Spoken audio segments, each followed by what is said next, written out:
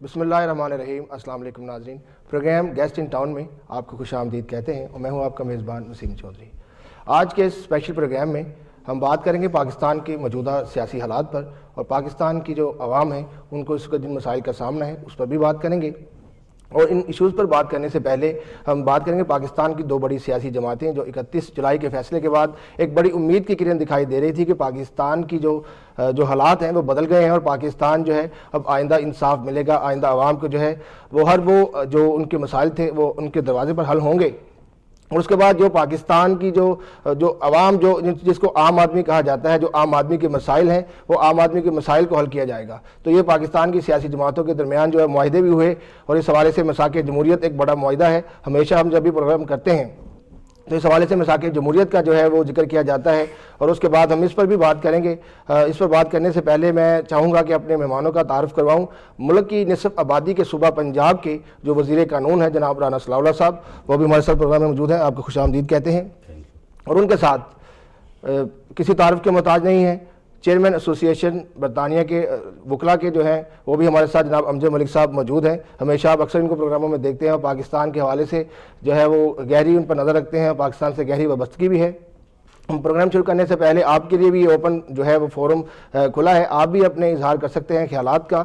D M digital کے اس plate form پر۔ تو بات شروع کریں گے ہم سب سے پہلے پنجاب کے وزیر قانون جناب رانا ثناء اللہ صاحب سے۔ رانا ثناء اللہ صاحب، آپ کو دوبارہ خوش آمدید کہتے ہیں اس پروگرام میں۔ رانا صاحب یہ بتائیے گا کہ 31 جولائی کے فیصلے کے بعد ایک قوم کو ایک بڑی خوشخبری، ایک نوید ملی تھی کہ ہم جو ہے اب چیف جسٹس کو بحال کر دیا گیا ہے، اور اس کے بعد جو ماضی کے جو آمریت کے دوران جو فیصلے کیے گئے، جو آرڈیننس پاس کیے گئے وہ ختم کر دیے جائیں گے اور میثاق جمہوریت پر عمل ہوگا، اور اس کے بعد عوام کو جو ہے وہ ریلیف ملے گا اور عوام کے مسائل حل ہوں گے۔ تو لیکن اب نے دیکھا کہ آصف علی زرداری کی حکومت کو 1 سال بیت گیا اور موجودہ جمہوری حکومت کو آئے 1.5 سال سے زائد کا عرصہ بیت گیا، پنجاب میں آپ کی حکومت ہے، اور اس کے باوجود عوام کے مسائل جو ہیں وہ کم ہونے کی بجائے بڑھ رہے ہیں۔ تو اس میں پنجاب کی حکومت میں ظاہر بات ہے آپ بھی شامل ہیں، تو آپ کی جماعت بھی جو ہے وہ مسائل حل کرنے میں جو ہے وہ کوئی کامیاب دکھائی نہیں دے رہی۔ دیکھیں، اس میں یہ درست ہے کہ جو عوام کے مسائل ہیں وہ اس میں کوئی کمی نہیں واقع ہوئی پچھلے سال 1.5 سال میں، لیکن اب دیکھنے کی بات یہ ہے کہ یہ مسائل جو ہیں ان کی بنیاد کیا ہے۔ ان مسائل کی بنیاد جو ہے وہ 2 چیزیں ہیں۔ ایک تو وہاں پہ انرجی کرائسس ہے، اور جب یہ لوڈ شیڈنگ ہوتی ہے تو صرف اس سے فیکٹریاں نہیں بند ہوتی بلکہ اس کے ساتھ ہی جو مزدور یعنی ان ایمپلائمنٹ ہوتی ہے، تو اگر 1000 آدمی ان ایمپلائے ہوگا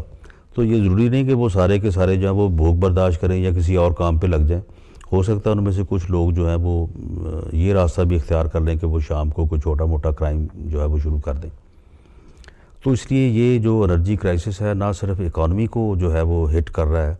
بلکہ ساتھ ساتھ یہ لا اینڈ آرڈر کی صورتحال کو بھی خراب کر رہا ہے۔ اور دوسرا جو سب سے بڑا مسئلہ جو ہے وہ ہے دہشت گردی۔ دہشت گردی میں آپ کے سامنے ہے کہ نہ صرف خود کش حملے ہو رہے ہیں بلکہ گاڑیوں میں وہ رکھ کے اسلحہ اور اس کے بلڈنگوں سے ٹکرا کے تو بلڈنگوں کو اڑا دیا ان لوگوں نے، اور پھر اس کے بعد ان لوگوں نے جو ہے وہ اغوا برائے تاوان کیے، اور بڑی بڑی وارداتوں میں بھی یہ لوگ جو ہیں وہ ملوث ہیں۔ تو اب یہ جو دونوں مسائل ہیں یہ اس جمہوری حکومت کے یا اس 1.5 سال کی پیداوار تو نہیں ہے، ان کے پیچھے پچھلے یعنی کوئی تقریباً جو ہے کوئی 20 25 30 سال کی ایک ہسٹری ہے۔ اور یہ دونوں مسائل کیوں پیدا ہوئے؟ اس لیے پیدا ہوئے کہ ایک زمانے میں جب امریکہ کو ضرورت پڑی کہ رشیا کے خلاف اس نے افغانستان میں جنگ لڑ کے رشیا کو شکست دینی ہے، تو اس وقت پاکستان میں ایک ڈکٹیٹر حکمران تھا۔ اس آمر نے، اس ڈکٹیٹر نے غلط فیصلہ کیا اور امریکہ کے ساتھ مل کے وہاں پہ اپنے لوگوں کو مجاہدین بنا کے وہاں پہ بھیجا، ان لوگوں کو کلاشنکوف دی، ان لوگوں کو وہاں پہ جو ہے وہ رشیا کے خلاف برسر پیکار کیا، اور جب وہاں پہ رشیا شکست کھا گیا تو چاہیے تھا نا کہ ان لوگوں کو جن کو لاکھوں کی تعداد میں آپ نے مسلح کیا ہے، جن لوگوں کو آپ نے اسلحہ دیا ہے، جن لوگوں کو آپ نے ٹریننگ دی ہے، اس کے بعد بھی تو ان کا کوئی ان کو کسی طرح سے ڈسپوز آف کرتے ہیں۔ وہ تو امریکہ نے اس غلطی کو تسلیم کر لیا، تو پھر لیکن ہم تو اس غلطی کی سزا پا رہے ہیں نا۔ لیکن اب جو اس غلطی کی سزا، جو اس آبریت کی جو غلطی تھی اس کی سزا اگر آج قوم پا رہی ہے، یا یہ جنرل مشرف صاحب نے جو 9/11 کے بعد کیا اس کی سزا جو ہے وہ ہم پا رہے ہیں. تو اب اس میں آپ یہ نہیں کہہ سکتے کہ جی کیونکہ آپ کی بھی گورنمنٹ آئی ہے, مرکز میں پیپلز پارٹی گورنمنٹ آئی ہے, تو مسائل میں اضافہ ہو. نہیں, مسائل یہ وہی ہیں جو پیچھے سے آ رہے ہیں, اور ان میں کمی, تو کمی کے لیے آپ جو ہے یہ میں سمجھتا ہوں کہ یہ آنن فانن یا یعنی سالوں کے جو معاملات ہیں ان کو آپ ہفتوں میں تو نہیں سمیٹ سکتے. اچھا رانا صاحب, ابھی آپ نے بعد میں جنرل مشرف کا ذکر کیا, تو آپ کی جماعت نے جب اقتدار میں آئی تو ان کا مین ایجنڈا یہی تھا کہ جب ہم اقتدار میں آئیں گے, پنجاب میں ہماری حکومت بنے گی, تو ہم سب سے پہلا اقدام کریں گے, سابق صدر مشرف کے خلاف کارروائی کریں گے آئین کے آرٹیکل 6 کے تحت. اب جو لیٹسٹ اپڈیٹ یہ ہے کہ جو ابھی میاں نواز شریف کی ملاقات ہوئی شاہ عبداللہ سے, اور اس دوران ان کے درمیان جو بات چیت ہوئی, اس میں جو سابق صدر ہیں انہوں نے لندن سے ایک انٹرویو دیا, انہوں نے یہ کہا کہ میاں نواز شریف نے ان کے ساتھ وعدہ کیا ہے کہ وہ میرے خلاف کارروائی نہیں کریں گے. اس پر آپ سے بھی جواب لیتے ہیں, ہمارے ساتھ کالر لائن پہ موجود ہیں. السلام علیکم جی. ہیلو السلام علیکم چوہی صاحب. جی وعلیکم السلام, کون کہاں سے بات کر رہے ہیں جی؟ چوہی صاحب, میں رانا صاحب سے کچھ گزارش کرنی چاہتا ہوں, اور آپ سے التماس ہے کہ آپ میری کال کاٹیں گے نہیں, پلیز. اچھا میرے محترم, تھوڑا سا بتائیے گا آپ کون کہاں سے بات کر رہے ہیں؟ میں آپ میرا نام جانتے ہیں, لیکن رانا صاحب کی آپ میرا نام جانتے ہیں, لیکن رانا صاحب کے لیے میرا نام آپ پاکستان رکھ لیں. صحیح جی, مجھ سے پوچھے کیا پوچھنا چاہتے ہیں. جی رانا صاحب السلام علیکم. جی وعلیکم السلام.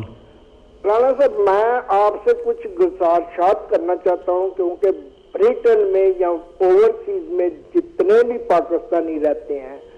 ان کو پاکستان کے متعلق بہت زیادہ فکر مند ہیں وہ لوگ. میرا نہیں خیال کہ پاکستان میں کوئی آرڈنری آدمی یا پولیٹیکل فیگر اتنا متفکر ہے جتنا پاکستانی کمیونٹی فاد میں رہ کے تڑپ رہی ہے پاکستان. یہ بالکل درست ہے آپ کی بات. رانا صاحب, میری گزارش یہ ہے کہ آپ مجھے P M L N Pakistan Muslim League Nawaz کے ممبر کی حیثیت سے نہیں, وزیر قانون کی حیثیت سے نہیں, ایک پالیٹیشین کی حیثیت سے نہیں, صرف اور صرف ایک پاکستانی اور انسان اور مسلمان ہونے کی حیثیت سے مجھے بتائیں کہ پاکستان اس وقت جتنی تکلیف میں گرا ہوا ہے, پورے پولیٹیکل سیناریو میں ساری پولیٹیکل جو پارٹیاں ہیں ان میں کوئی اہلیت کا مالک ہے جو پاکستان کو اس دلدل سے نکال سکے. بالکل, آپ کی بات مجھ سے رکھیے گا, چونکہ جی آپ کی بات کا جواب دیتے ہیں. آپ نے فرمایا کہ جتنی پرابلمز ہیں وہ مشرف کی پیدا کی ہوئی ہیں. میں آپ کی بات سے اتفاق کرتا ہوں, لیکن آپ مجھے یہ بتائیں کہ اگر میرے دادا مرحوم نے یا میرے والد مرحوم نے ہمارے گھر کو اپنی نااہلی کی وجہ سے لاک ڈاؤن کر دیا تھا, تو اب تو اقتدار میں ہوں, کیا میں ان کو روتا رہوں, ان کی پالیسیوں کو پیٹتا رہوں, یا وہی واویلا کرتا رہوں, یا میں اپنی وزڈم کو یوز کر کے اپنے گھر کو اس گردش سے نکالنے کی کوشش کروں؟ یہ آپ کی بات بالکل درست ہے کہ ہمیں اب جو ہے وہ اپنی وزڈم کو یوز کر کے تو ہمیں اپنے پیارے وطن پاکستان کو جو ہے ان مشکلات سے باہر نکالنا ہوگا. لیکن اب اس میں بات یہ ہے کہ دنیا نے کس طرح ترقی کی ہے, دنیا کس طرح آگے بڑھی ہے. دنیا صرف اور صرف ڈیموکریسی کے ذریعے آگے بڑھی ہے. کسی کو آمریت یا بادشاہت جو ہے اس نے کسی ملک کو آگے نہیں بڑھایا. اب آپ دیکھیں, جمہوریت میں وہ کہتے ہیں کہ کسی کمی یا کوتاہی کا علاج جو ہے وہ آمریت نہیں ہوتی بلکہ مور جمہوریت ہوتی ہے, زیادہ جمہوریت ہوتی ہے. اب اس میں جو ہے ہمیں فوری طور پہ مایوسی اختیار کرتے ہوئے اور بالکل رونے دھونے کے انداز میں نہیں آ جانا چاہیے کہ جی بس ہم مارے گئے ہیں, بس اب یہ مشکل بھی آ گئی ہے, یہ مشکل بھی آ گئی ہے. دیکھیں مشکلات تو سامنے ہیں, لیکن ہم نے پورے عزم سے اور پوری امید سے جو ہے وہ ان کا مقابلہ کرنا ہے اور ان مشکلات کو فیس کرنا ہے. دیکھیں اب ہم ہی نے سارا کچھ کرنا ہے. یہ ملک اب ہم نے کسی اور کو تو نہیں دے دینا کہ وہ آ کے اسے ٹھیک کر دے, یہ ٹھیک ہم نے ہی اسے کرنا ہے. آپ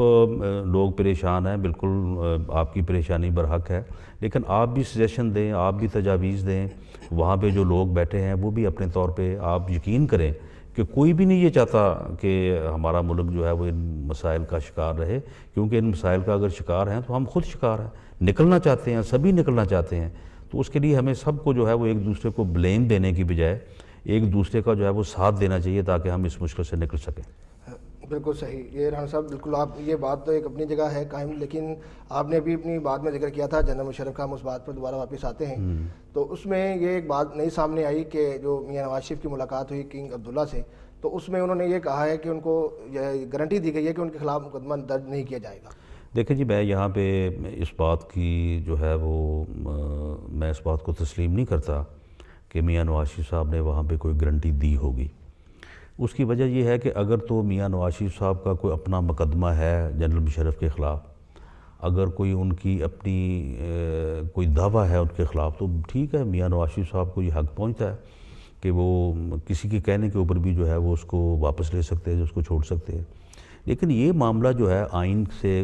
غداری کا یا آرٹیکل 6 کا، یہ تو میاں نواز شریف صاحب کا ذاتی مسئلہ نہیں ہے، یہ تو میرا ذاتی مسئلہ نہیں ہے، یہ کوئی پی ایم ایل این کا ذاتی مسئلہ نہیں ہے۔ ہم کون ہوتے ہیں اس بات کو جو ہے وہ فورگو کرنے والے یا چھوڑنے والے؟ یہ فیصلہ تو اس ملک کے عوام کریں گے، اس ملک کی پارلیمنٹ کرے صاحب گی۔ ہم نے آئین کا ذکر کیا تو ہمارے ساتھ امجد ملک صاحب موجود ہیں جو کہ قانون کے حوالے سے خاصی جو ہے وہ اپنا علم رکھتے ہیں۔ اپنا ملک صاحب یہ بتائیے گا کہ آئین کے آرٹیکل 6 کے تحت جو ہے وہ سابق صدر مشرف کے خلاف کارروائی جو ہے وہ وفاقی حکومت کر سکتی ہے، تو جی یہ بتائیے گا کہ وفاقی حکومت اب کارروائی کیوں نہیں کر رہی جبکہ مساق جمہوریت میں جو ہے وہ یہ میرے خیال میں آپ نے یہ سوال رانا صاحب سے بھی پوچھا ہے، تو یہ پنجاب حکومت کا تو مسئلہ نہیں ہے، ان کے خلاف آرٹیکل 6 کے خلاف کارروائی جو ہے وہ فیڈرل گورنمنٹ ڈیزگنیٹڈ افسر کے ذریعے ہی استخاصہ دائر کر سکتی ہے، اور میرے خیال میں 3 نومبر کے اقدام کو کالعدم قرار دینے کے بعد ایک سیدھا راستہ تھا کہ اس کے خلاف استخاصہ دائر ہوتا۔ لیکن دیکھیں، آپ کو معروضی حالات کو دیکھنا پڑے گا، یہ ساری پکچر کو دیکھنا پڑے گا، اور پکچر واضح ہے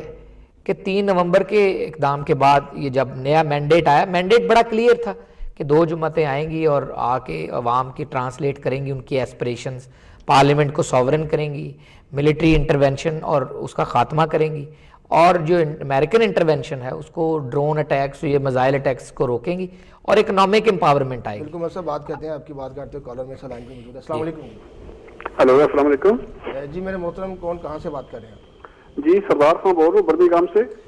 جی فواد صاحب کیا کہنا چاہیں گے ہمارے ساتھ وزیر قانون؟ پہلے تو میرے نام کے سپیلنگ آپ صحیح کریں، سردار خان بول رہا ہوں برمنگھم سے۔ اچھا، آپ مجھے کبھی سوال خان کہہ دیتے، بہرحال چلو، تو رانا صاحب کو جو آپ کے مہمان بیٹھے ہیں ان کو سلام کہوں گا، اور سب سننے والے کو السلام علیکم۔ جی وعلیکم السلام۔ جی تھینک یو۔ تو رانا صاحب میں صرف 2-3 آپ سے سوال بھی کروں گا، بلکہ وہ پوچھنا یہ چاہتا ہوں کہ پاکستان میں دیکھیں الیکشن سے پہلے لوگوں سے بہت سی توقعات تھیں، میاں نواز شریف صاحب پر، آپ پر، اور بھی جو ہمارے منتخب نمائندے ہیں ان پر، سب پر لوگوں کو بہت سی توقعات تھیں۔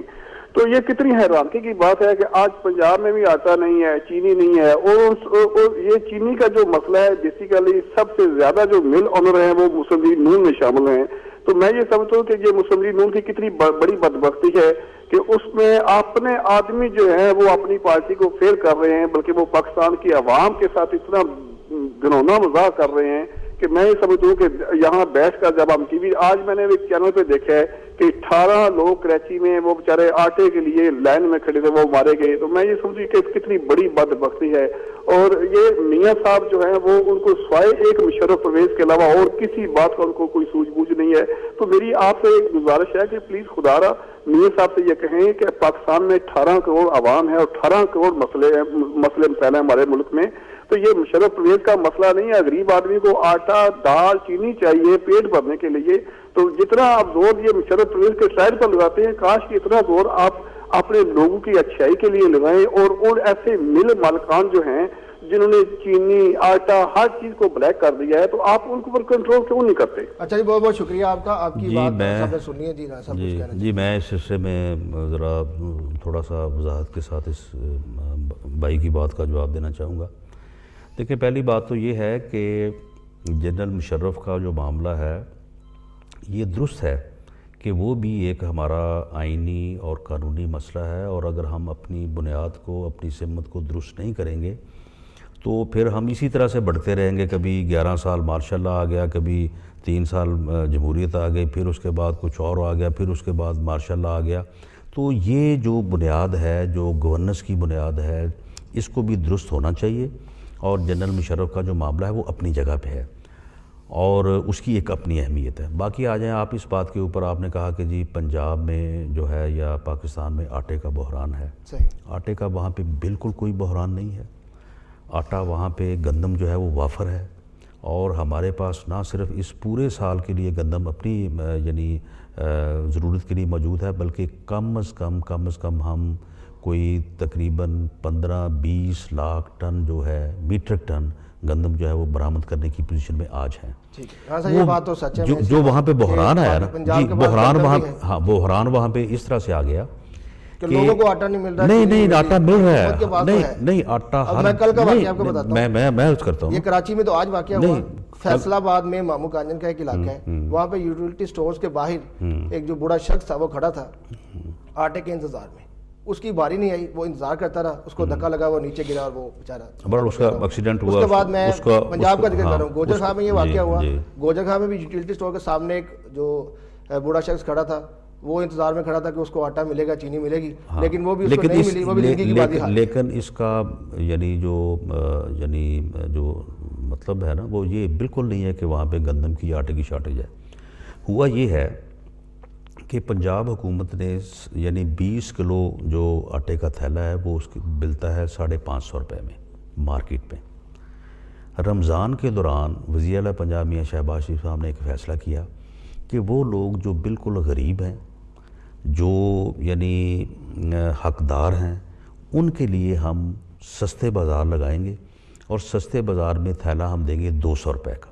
یعنی 350 روپے سبسڈی دی غریب لوگوں کے لیے۔ اب ہوا اس میں یہ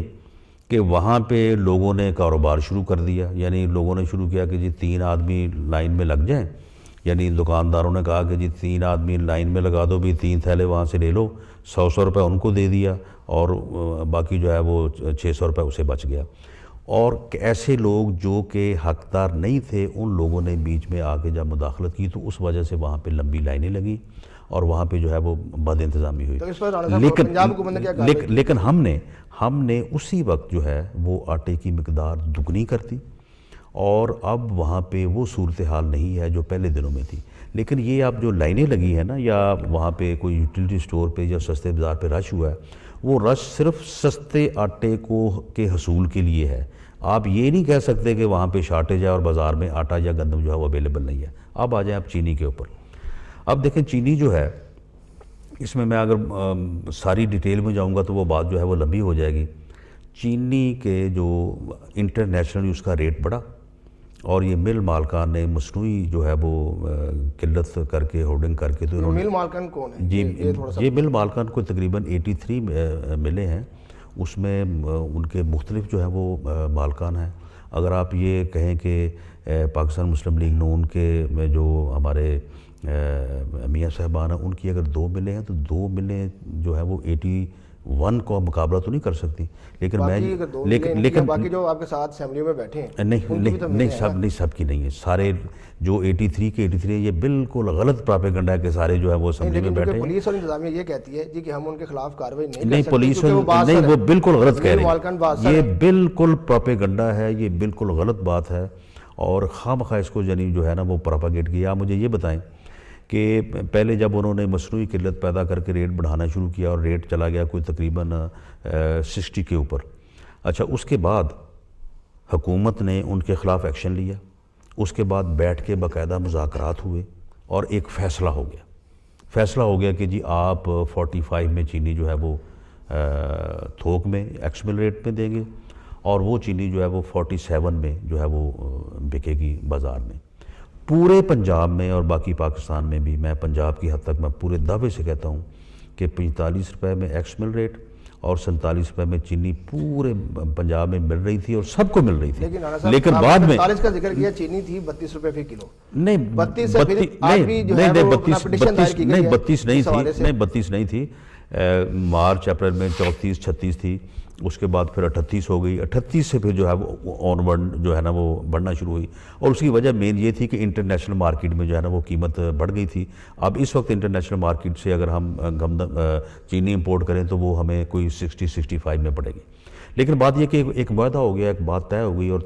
اس کے مطابق پورے پنجاب میں 45 اور 47 میں چینی مل رہی تھی۔ اب اس کے بعد جناب عدالت کا فیصلہ آ گیا، عدالت نے کہا کہ نہیں، اس معاہدے کو ختم کریں، اس کو آپ 40 روپے میں بیچیں۔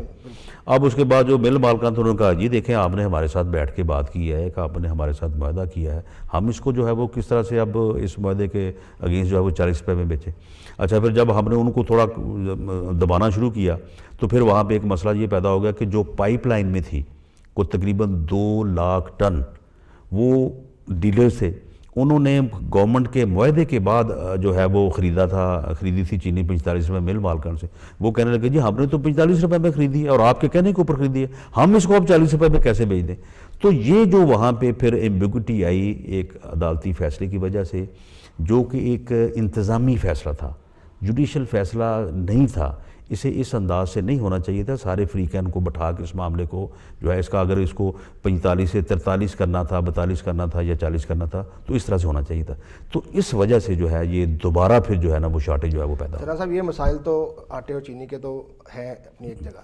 ابھی ملک صاحب بات کر رہے تھے کہ سابق صدر مشرف کے خلاف کارروائی کے حوالے سے، تو ابھی ہمارے کالر صاحب انہوں نے بھی یہ کہا کہ جی ہم اکثر آپ پروگراموں میں یہی بات کرتے ہیں، لیکن جس طرح آپ نے کہا کہ جی اگر ہم مشرف کو اب چھوڑتے ہیں تو آگے بھی کوئی نیا مشرف آئے گا، کوئی نیا ڈکٹیٹر آئے گا، تو اس حوالے سے کارروائی کے حوالے سے امیر صاحب آپ کیا کہیں گے؟ نہیں، میں یہ کہنا چاہ رہا تھا کہ آپ دیکھیں، آپ کو دیکھنا پڑے گا، اگر ایک شخص گارڈ آف آنر لے کے جاتا ہے اور وہ آ کے یہاں بھی پرکس اینڈ پریویلیجز انجوائے کرتا ہے اور گورنمنٹ آف پاکستان اس کو پروٹیکشن دیتی ہے، تو اس گورنمنٹ سے یہ میرا خیال توقع رکھنا فضول ہے کہ یہ اس کا ٹرائل کرے گی۔ یہ تو بات کرتے ہیں کالر پھر لائن پہ آگے۔ جی السلام علیکم۔ جی السلام علیکم۔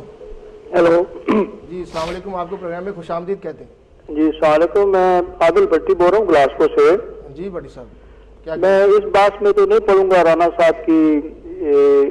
کہ یہ جو چینی کا بحران ہے اور آٹے کا بحران ہے، اور کہتے ہیں کہ ہمارے پاس وافر ہے، لوگوں کو مل نہیں رہا اور لوگوں کو دھکے لگ رہے ہیں، لوگ مر رہے ہیں۔ اور اگر ان کے جو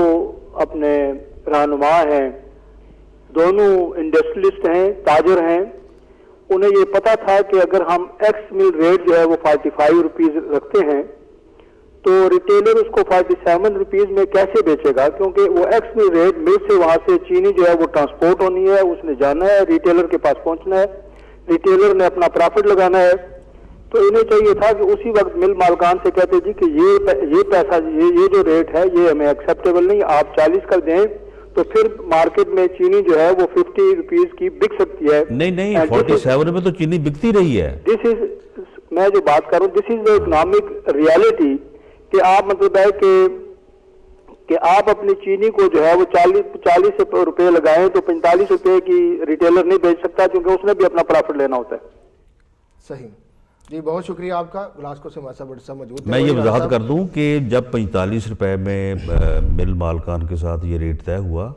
تو مل سے چینی 45 روپے میں اور پرچون جو ہے مارکیٹ میں 47 روپے میں، یہ تقریباً 10 دن بکتی رہی ہے، اس میں تو کوئی شک والی بات ہی نہیں ہے۔ یہ تو پھر بحران اس وقت آیا کہ جب کہا گیا کہ ایکس مل ریٹ جو ہے وہ آپ 40 کر دیں۔ لیکن ایک وقت آیا کہ شوگر ملز مالکان ایسوسی ایشن تھی، انہوں نے کہا کہ ہم نے جو وزیر اعلیٰ پنجاب ہے ان سے بات نہیں کرنی، آپ لوگوں سے بات نہیں کرنی، کیونکہ آپ سے مذاکرات کرنے کا کوئی نہیں، ہم نے ان کو کہا تھا کہ آپ عدالت کے فیصلے پہ عمل کریں۔ انہوں نے کہا کہ نہیں جی ہم عدالت کے فیصلے کے خلاف اپیل میں جائیں گے، ہم اس کے اوپر ہم بات نہیں کر سکتے، کیونکہ آپ کے ساتھ ہمارا معاہدہ ہوا ہے، تو آپ اس معاہدے کو جو ہے وہ اب کیوں آپ اس کے اگینسٹ جا رہے ہیں۔ تو اب دیکھیں یہ مسائل ہیں، یعنی اب عدالت کا ہمیں احترام ہے، ہم اس کے متعلق کوئی بات نہیں کر سکتے۔ وہ ٹھیک ہے، سپریم کورٹ میں معاملہ جائے گا تو وہ دیکھ لیں گے، لیکن بات یہ ہے کہ جب گورنمنٹ نے بیٹھ کے میں سمجھتا ہوں کہ 45 روپے بھی ریٹ زیادہ تھا، میں ذاتی طور پہ سمجھتا ہوں، اور میں اس بات کی بڑی مخالفت کرتا ہوں۔ آپ نے اگر کوئی جیو میں یا دوسرے چینلز پہ دنیا یا ARY میں پروگرام جو ہے، لیکن میں کہتا ہوں کہ جب آپ بیٹھ کے ایک بات کر لیں تو پھر اس بات کا جو ہے وہ پھر احترام ہونا چاہیے۔ لیکن رانا صاحب عدالت کا فیصلہ اگر آپ ذکر کرتے ہیں تو عدالت کا 31 جولائی کا بھی فیصلہ تھا جی کہ سابق صدر جو ہیں وہ جنرل مشرف کے خلاف کارروائی، جو انہوں نے اس تمام اقدامات کو غیر قانونی قرار دیا، اور جولائی کے مہینے میں پنجاب کابینہ کے اجلاس میں آپ ہی نے کہا تھا کہ جی جب اسد زرداری نے خطاب کیا